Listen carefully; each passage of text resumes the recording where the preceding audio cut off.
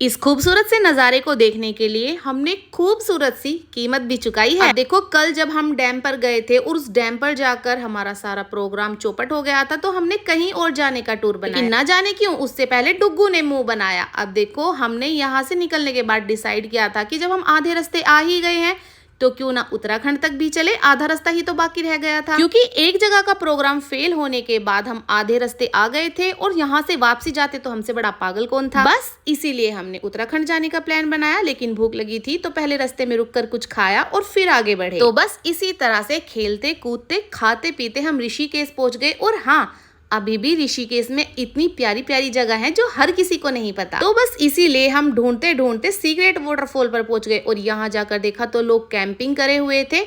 अगर हम यहाँ कैंपिंग करने की सोचते तो हमारे घर के तो हमें चप्पलों से पीटते। इस मौसम में हम हरिद्वार ऋषिकेश पहुंच गए, इसी वजह से हम पे बहुत डांट पड़े। अगर कैंपिंग कर लेते तो पता नहीं भैया कितनी चप्पलें बजती। और सबसे बड़ी बात, हम जिस सीक्रेट फॉल पर गए थे उसका रास्ता इतना प्यारा कि मैंने शायद ही इतना प्यारा व्यू पहली बार देखा होगा। और देखो हमने यहीं पर सबसे बड़ी गलती कर दी कि अपने जूते चप्पल निकाल कर सबने गाड़ी में रख दी, क्योंकि बारिश लगातार हो रही थी।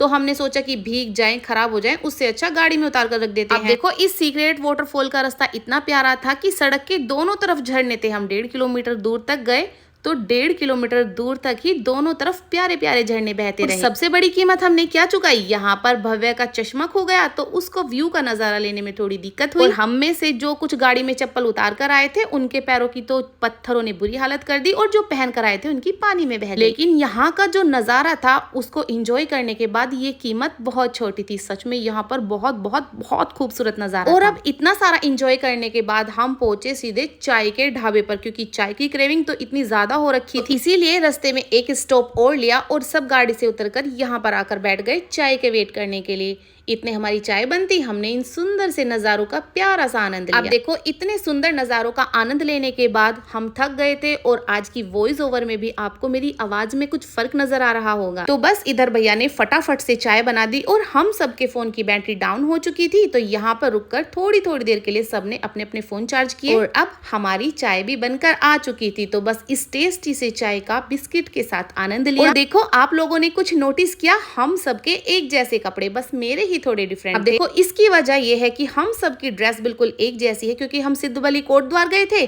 तो कपड़े तो हम लेकर नहीं गए थे, तो यहाँ वाटरफॉल पर आने के लिए हमें कपड़े खरीदने पड़े। तो हम सब ने सोचा क्यों ना एक कोड बनाकर ही कपड़े खरीद लिए जाए। बस हम सब ने चाय पी ली और यहाँ से निकल पड़े। अब इससे आगे हम कहाँ जाएंगे नेक्स्ट व्लॉग में बताएंगे। जय श्री राधे।